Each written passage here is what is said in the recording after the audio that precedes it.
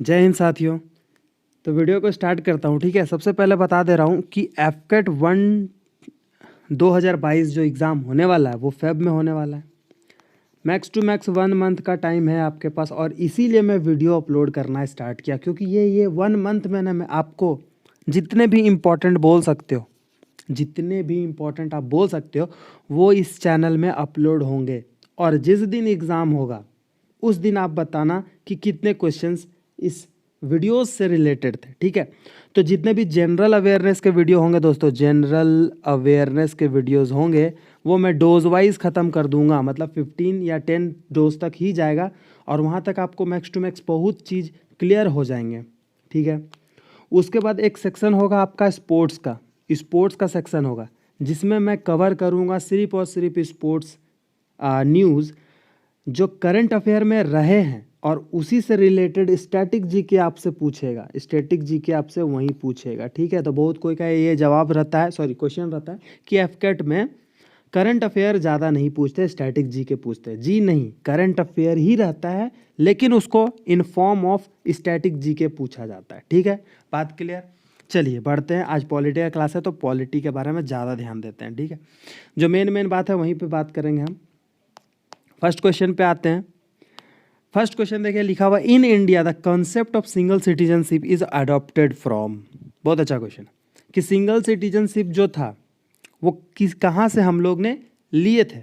क्या वो इंग्लैंड से लिए थे, यूएसए से, कनाडा से, या फ्रांस से? जी बिल्कुल, वो हम इंग्लैंड से लिए थे, जिसको हम ब्रिटेन भी कहते हैं। ठीक है, ब्रिटेन भी कहते हैं। ठीक है, इसका सही जवाब हो गया क्या, इंग्लैंड। आइए अब हम जानते हैं कि यूएसए का बारे में बात हो रहा है यहाँ पे, यूएसए। ठीक है, तो यूएसए से जान लेते हैं कि यूएसए से हमने क्या क्या लिया। ध्यान दीजिएगा दोस्तों, याद रखिएगा, नोट करना बहुत ज़्यादा इंपॉर्टेंट है। अगर आप नोट नहीं कर रहे हो तो पढ़ना कोई यूज़ नहीं है। ठीक है, तो यूएसए का बात करें तो सबसे पहले बात आता है fundamental rights. Fundamental rights note करिए। उसके बाद हम लोग लिया था impeachment of the president. Impeachment of the president. ठीक है, जो हाईलाइटेड है दोस्तों वही बता रहा हूं, जो आने की संभावना है। ठीक है, उसके बाद पोस्ट ऑफ वाइस प्रेसिडेंट जो है वो भी हमने यूएसए से ही लिया है, पोस्ट ऑफ वाइस प्रेसिडेंट। ठीक है, राइटिंग आपको सही सही नहीं लग रहा हो, लेकिन जो बोल रहा हूँ वो तो समझ में आ रहा है ना, तो लिखते जाओ। उसके बाद removal of supreme court and high court. ठीक है, उसके बाद judicial review.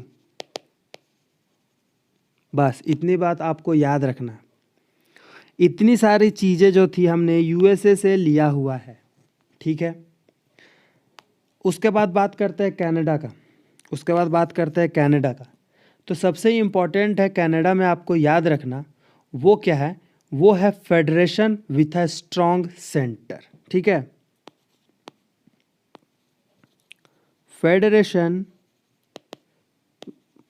With a strong centre. ठीक, यहां तक क्लियर। दूसरा है appointment of state governor. Appointment of state governor,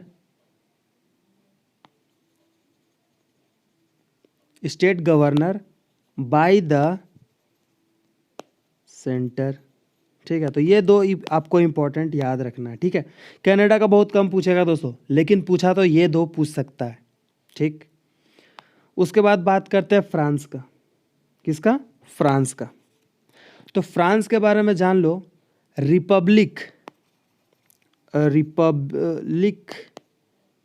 and the ideals of liberty, ये हम लोग लिए थे फ्रांस से। बस, ठीक। अरे जैसे कि लिबर्टी था, इक्वालिटी था, फर्टर्निटी था इन द प्रियम्बल, वो हमने कहाँ से लिया है, फ्रांस से ही लिया है। ठीक है, लिख देता हूँ, इक्वालिटी, फर्टर्निटी एंड फर्टर्निटी। ठीक, क्लियर। तो ये आपका हुआ यहाँ से 4 कॉन्सेप्ट क्लियर, ठीक है। अब जैसे कि यहाँ पे पूछा गया था कि कॉन्सेप्ट ऑफ सिंगल सिटीजनशिप कहाँ से लिया गया है, इंग्लैंड से, दैट इज ब्रिटेन, ठीक है। तो अब देखिए ब्रिटेन से और क्या क्या लिया गया है, मतलब इंग्लैंड से, तो इंग्लैंड से लिया गया है rule of law. Rule of law जो था वो भी हमने ब्रिटेन से लिया हुआ है, ठीक है। उसके बाद एक इम्पॉर्टेंट जो हर बार पूछ देता है, पार्लियामेंट्री गवर्नमेंट, ठीक है, पार्लियामेंट्री गवर्नमेंट, ठीक। ये दो आपका इम्पॉर्टेंट है दोस्तों। कैबिनेट सिस्टम भी बोल सकते हो, यही लिया था, कैबिनेट सिस्टम, ठीक। क्लियर यहाँ तक, बढ़े आगे, ठीक। सेकंड क्वेश्चन तो देख सकते हो कितना डिटेल में आपको बता रहा हूँ। आइए सेकंड क्वेश्चन पर पढ़ते हैं। A federal structure for India was first put forward bye, तो फेडरल स्ट्रक्चर जो था इंडिया के लिए सबसे पहले कब रखा गया था, कौन से एक्ट के थ्रू, तो एक्ट ऑफ 1919, 1947 या 1935। तो इसका आंसर होगा आपका 1935, एक्ट ऑफ 1935, ठीक है दोस्तों। यहाँ फेडरल स्ट्रक्चर है, फेडरल स्ट्रक्चर बेसिकली होता क्या है, ठीक है, तो ये बता देता हूँ। फेडरलिज्म का मतलब क्या होता है ये जान लीजिए। तो इसका मतलब क्या होता है ना, फेडरेशन, इसका मतलब होता है कि ये 2 लेवल में होता है, ठीक है, 2 level of government, but in a federal system. देखिए जो फेडरल स्ट्रक्चर या फेडरल सिस्टम जो बोलो, फेडरल सिस्टम जो होता है, ठीक है, द सेंट्रल गवर्नमेंट, ठीक है, CG मतलब central government can not order the state government, ठीक है, government to do something pressurise नहीं कर सकता। तो ये चीज है आपका फेडरल स्ट्रक्चर का मतलब, ठीक है। बढ़ते हैं आगे। तो याद रखिएगा federal structure for India was first put forward bye act 1935, ठीक है। The drafting of the constitution was completed on, तो कॉन्स्टिट्यूशन जो हमारा था उसका जो ड्राफ्टिंग कब कंप्लीट हुआ, बहुत अच्छा जवाब है, सवाल है। तो 26 नवंबर 1949, ठीक है, कब, 26 नवंबर 1949। बट दोस्तों ये लागू कब हुआ था, ठीक है, केम इन फोर्स कब हुआ था, 26 जनवरी को हुआ था, जी बिल्कुल। कब हुआ था, 1950 में, ठीक है। ये डेट आप याद रखिएगा। चलिए बढ़ते हैं आगे। Who was the president of the constitution assembly,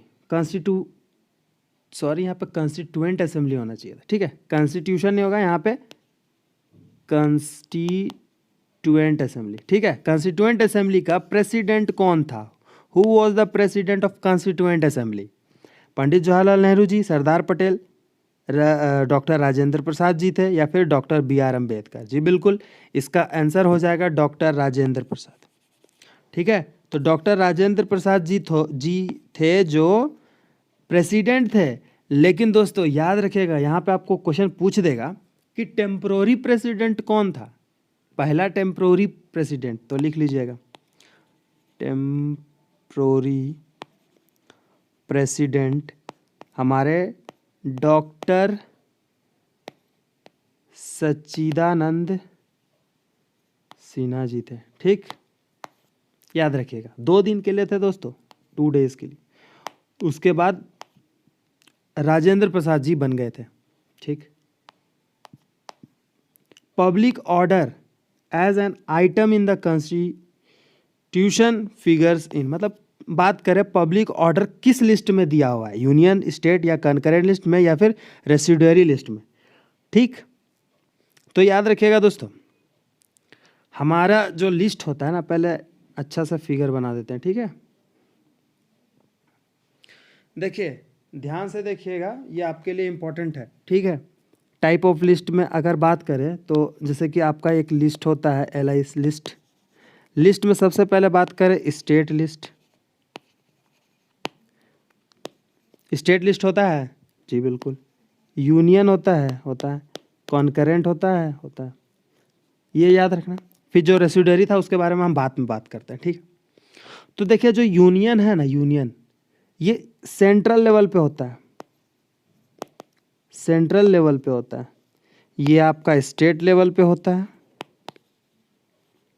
concurrent मतलब जो दोनों हैंडल करे, ठीक है। ऑथराइज्ड बाय पार्लियामेंट ही होता है, याद रखिएगा, पार्लियामेंट, ऑथराइज्ड बाय पार्लियामेंट। लेकिन स्टेट गवर्नमेंट भी इसमें डिसीजन ले सकता है और यूनियन भी ले सकता है, किसमें, कॉन्करेंट लिस्ट में, ठीक है।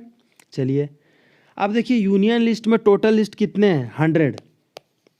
स्टेट का बात करें तो 61 और कॉन्करेंट का बात करें तो 52। कोई सवाल पूछ सकता है, बिल्कुल आपके सवाल पूछ सकता है एग्जाम में, ठीक है। इतनी बात क्लियर। तो चलिए आते हैं प्रश्न पे फिर से। हाँ, तो पब्लिक ऑर्डर के बारे में बात किया था, तो पब्लिक ऑर्डर के बारे में बात किया था। पब्लिक ऑर्डर आपका आता है स्टेट लिस्ट में, ठीक। किस में आता है, स्टेट लिस्ट में। लेकिन अब स्टेट लिस्ट में और क्या क्या आता है, तो स्टेट लिस्ट में आपका पब्लिक हेल्थ भी आता है, पब्लिक हेल्थ आता है, लोकल गवर्नमेंट, एग्रीकल्चर एंड क्या बोल सकते हो, फिशरीज, ठीक है। पुलिस आता है। इतना ध्यान में रखना है आपको, ठीक है। किसके बारे में, जब स्टेट लिस्ट के बारे में, ठीक। उसके बाद बात करें यूनियन लिस्ट में, तो यूनियन लिस्ट में आप याद रखिएगा कि central has exclusive power to make law, ठीक। तो लॉ से रिलेटेड आपका हो गया यूनियन लिस्ट में, ठीक। टैक्स हो गया, ठीक। चलिए उसके बाद बात करते हैं कॉन्करेंट लिस्ट, ठीक है। कॉन्करेंट लिस्ट तो जो सब में नहीं आया वो इसमें आएगा। तो अब कॉन्करेंट लिस्ट में अगर बात करें तो क्या आएगा, मैरिज एजुकेशन, ठीक है, लिख लीजिएगा, मैरिज एजुकेशन, ठीक। फिर बात करें क्रिमिनल प्रोसीड्यूर, मैरिज है तो साफ सी बात है डिवोर्स भी होगा, डिवोर्स, ठीक है। उसके बाद प्राइस कंट्रोल, कॉन्करेंट लिस्ट का ये है, ठीक। अब देखिए जो आपका यूनियन लिस्ट में आया, जो स्टेट लिस्ट में आया, जो कॉन्करेंट लिस्ट में आया, अब जो ये तीनों में नहीं आया वो आएगा आपका रेसिडरी पावर में। पावर के बारे में बात करें तो रेसिडरी पावर जो होता है, रेसिडरी लिस्ट से रिलेटेड पावर पार्लियामेंट के पास होता है, ठीक है, पार्लियामेंट के पास होता है। बस इतना आपको जानकारी होना था, ठीक। पढ़ते हैं आगे। Which of the following state has the highest number of seat in the Lok Sabha, तो बताइए कौन से स्टेट से सबसे ज़्यादा लोकसभा सीट होते हैं, बताइए। राजस्थान से, महाराष्ट्र से, वेस्ट बंगाल से या तमिलनाडु से। तो देखिए सबसे पहले मैं कम सीटों वाले स्टेट के बारे में बात करता हूँ, ठीक है। गोवा मात्र 2 सीट, सिक्किम 1, त्रिपुरा 1, ठीक है। सॉरी त्रिपुरा का 2 होता है, ठीक है, 1 नहीं 2 सीट होता है। उसके बाद नागालैंड का बात करें, नागालैंड का सिर्फ और सिर्फ 1 सीट। उसी तरह मिज़ोरम का भी, मिज़ोरम 1 सीट, ठीक। इतना बात याद रखिएगा। और आपका मणिपुर का बात करते हैं, मणिपुर में 2, अरुणाचल प्रदेश में भी 2, ठीक। मेघालय में 2 सीट। अब आते हैं बड़े, इसको अब नोट कर लीजिएगा। अब आते हैं ज़्यादा सीट, तो सबसे ज़्यादा सीट होता है दोस्तों, याद रखिएगा यूपी 80 सीट्स। क्वेश्चन बनेगा बिल्कुल। महाराष्ट्र में बात करते हैं, महाराष्ट्र का 48, तमिलनाडु का 39, वेस्ट बंगाल का 42, और राजस्थान का बात करें तो 25 सीट। तो आप समझ सकते हो करेक्ट आंसर इसमें क्या है, महाराष्ट्र योज करेक्ट आंसर, ठीक है। बढ़ते हैं आगे। सबसे ज़्यादा सीट किस में है दोस्तों, उत्तर प्रदेश में, ठीक। Who was the first chairman of Indian constitutions drafting committee, पहले अध्यक्ष ड्राफ्टिंग कमेटी कौन थे? Doctor B are Ambedkar ji, ठीक है। कौन थे? Doctor B are Ambedkar ji थे। तो ड्राफ्टिंग कमेटी में टोटल कितने मेंबर हैं? ड्राफ्टिंग कमेटी में टोटल 7 मेंबर्स हैं, ठीक है। कितने मेंबर हैं? 7 मेंबर है। तो क्या 7 मेंबर्स का नाम याद रखना जरूरी है? जी बिल्कुल रखना जरूरी है। ऐसा क्वेश्चन कभी पूछ सकता है कि which of the following is a not member of drafting committee, तब क्या करोगे? ठीक है, तो चलिए लिखना स्टार्ट करते हैं। तो सबसे पहले आप लिख सकते हो माधव राव, और यहाँ पे आपका टीटी कृष्णमचारी, ठीक जी। 2 यहाँ पे आपका नाम हो गया, और एक doctor B are Ambedkar ji, ठीक है। अब बाकी का लिख देते हैं। एक का नाम था अलादी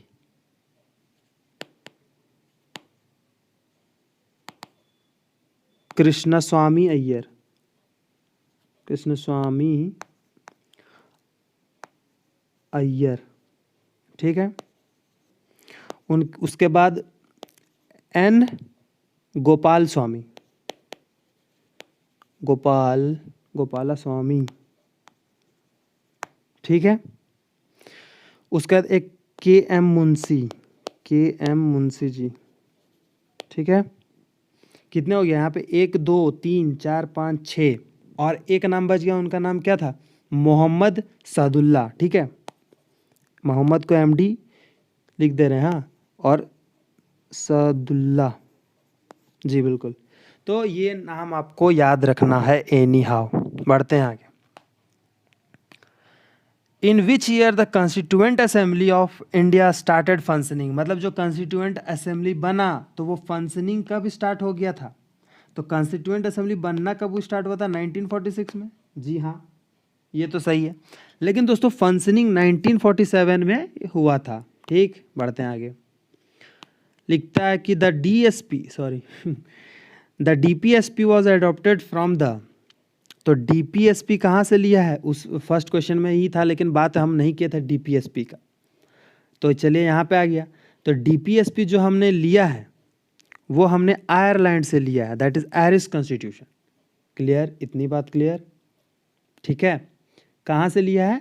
आयरिश कॉन्स्टिट्यूशन से लिया है, ठीक है। बढ़ते हैं आगे, इतना ही जानो। List of fundamental duties, fundamental duties कौन से पार्ट पे है?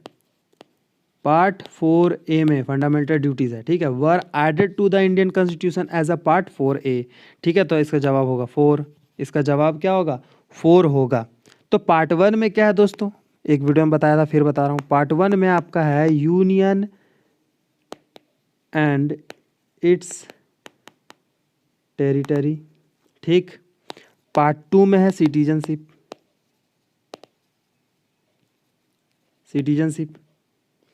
पार्ट 3 में क्या है? फंडामेंटल राइट्स, और पार्ट 4 में है आपका डीपीएसपी, और 4A में क्या है?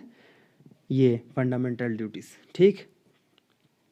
5 में क्या था बताना कमेंट सेक्शन में, ठीक है। 5 बताए थे। बढ़ते हैं आगे, आगे क्या बढ़ते हैं, क्वेश्चन खत्म। तो दोस्तों 10 क्वेश्चन कंप्लीट हो गए हैं। तो ये था आपका पॉलिटी का सेशन। आई होप आपको अच्छा लगा हो, ठीक है। इसलिए बता रहा हूँ क्योंकि देखिए यहाँ पे कॉन्सेप्ट जितने भी थे इंपॉर्टेंट जो क्वेश्चन पूछा जाता है, प्रीवियस ईयर क्वेश्चंस को उठाया हुआ था मैं, ठीक है। किया, प्रैक्टिस किया आपने, उससे रिलेटेड जितना कुछ था वो भी आपने सीखा। तो आई होप आपको वीडियो अच्छा लगा हो। तो इसी तरह वीडियो पाने के लिए लाइक शेयर सब्सक्राइब कीजिए। तब तक के लिए